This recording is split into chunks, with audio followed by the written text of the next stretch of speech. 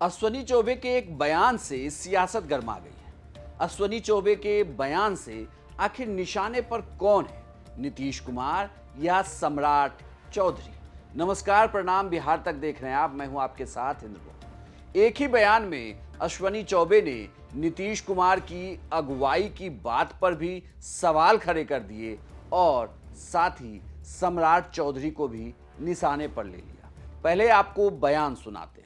मुख्यमंत्री का चेहरा तो उस समय जब चुनाव होगा उसके बाद देखा जाएगा। अभी वो पार्टी तय करेगी, केंद्र का नेतृत्व तय करेंगे।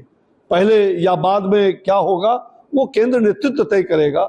लेकिन पार्टी के संगठन को, पार्टी में आयातित माल जो है वो हमें कभी बर्दाश्त नहीं। पूर्व केंद्रीय मंत्री रहे हैं और बीजेपी के सीनियर नेता हैं अश्वनी चौबे। कोई भी बात यूं ही हवा में नहीं कहते।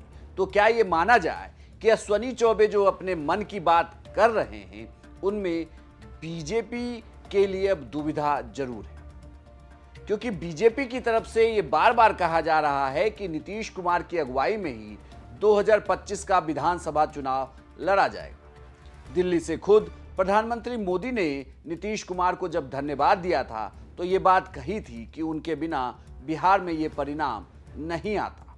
लेकिन इन सबसे उलट जब अश्वनी चौबे ऐसी बात कर रहे हैं तो इसके पीछे क्या वो नीतीश कुमार के लिए बोल रहे हैं या सम्राट चौधरी पर? दरअसल सम्राट चौधरी ने ही लोकसभा चुनाव के बाद ये बयान दिया था कि 2025 का विधानसभा चुनाव नीतीश कुमार की अगुवाई में ही बिहार में लड़ा जाएगा। ऐसे में ये भी कहा जा रहा है कि इसी बयान के काट की तौर पर अश्वनी चौबे के इस बयान को देखिए। दरअसल कुछ राजनीतिक जानकार ये कहते हैं कि लोकसभा चुनाव में अश्वनी चौबे का बक्सर में टिकट कट गया। इतना ही नहीं, बक्सर में चुनाव भी हार गई है बीजेपी।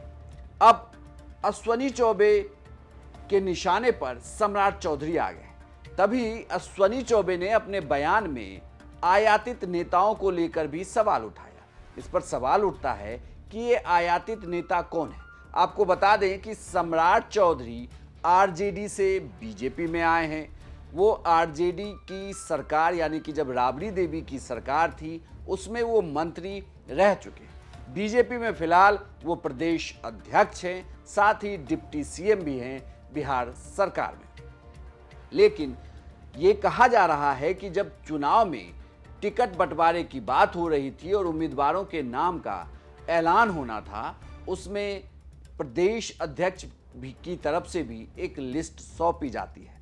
राजनीतिक जानकार ये कहते हैं कि उसमें अश्वनी चौबे के नाम को लेकर संशय था और अश्वनी चौबे क्या ये मानते हैं कि सम्राट चौधरी की वजह से ही उनका टिकट कटा, तभी उन्होंने इस तरीके का बयान दिया।